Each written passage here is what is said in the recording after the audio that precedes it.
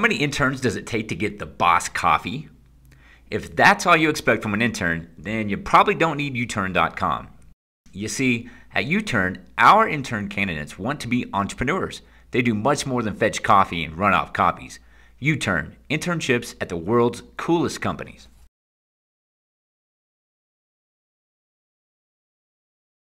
One thing that really touched me, just a little background, so before I got involved with voice over IP and stuff, I've been a passionate communicator most of my life. I grew up as a kid with a ham radio license.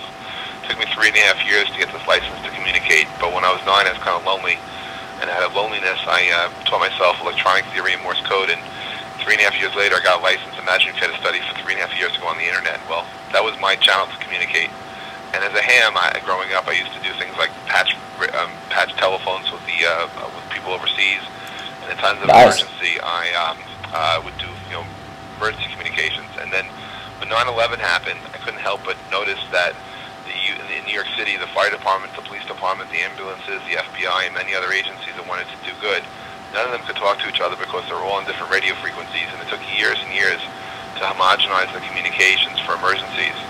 If you flash forward now to Haiti and to the crisis that was going on, last year on 140 New York City, I made friends with Ann Curry, and what I was really taken back by was this particular Sunday, she was online in Haiti, and I was just reading her tweets, and she had tweeted that Doctors Without Borders had a plane to land, but the U.S. Air Force had taken control of the Air Force base, and they were having trouble, so she tweeted at U.S. Air Force, please let Doctors Without Borders land their plane.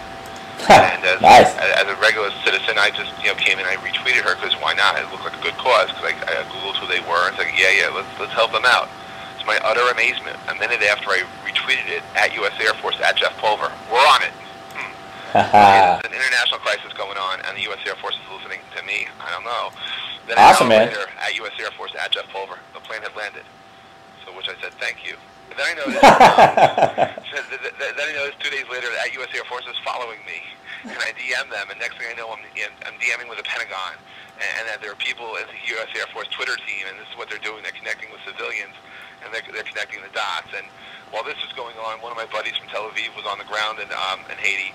He was dispatched by Israeli Defense Forces, and 10 days after the earthquake happened, 10 days after, my friend's commander verified a tweet from a journalist on the ground who said that an area that used to be a bodega that was now in rubble, there were screams coming from the ground, and my friend got dispatched over to check it out, and sure enough, there were screams coming. I think the screams were saying, "Leave me alone." The bodega had a alcohol section and a food section, and this poor gentleman was stuck for 10 days in the alcohol section, drinking nothing but alcohol for 10 days. Oh, wow.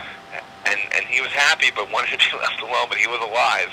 And based on just on the tweet, my friend and his team rescued and saved his life. And I can compare and contrast what happened in Haiti with the way that the world can communicate through the back channel known as Twitter, and how we couldn't communicate when we wanted to after during 9/11.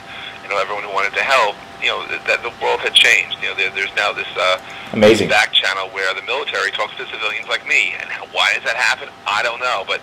At the 140 conference in New York City back in April, I was very fortunate. At U.S. Air Force came, I did a panel on the effects of the real-time web on emergency communications, and we had at U.S. Air Force there, I had IDF spokesperson flew in from Tel Aviv.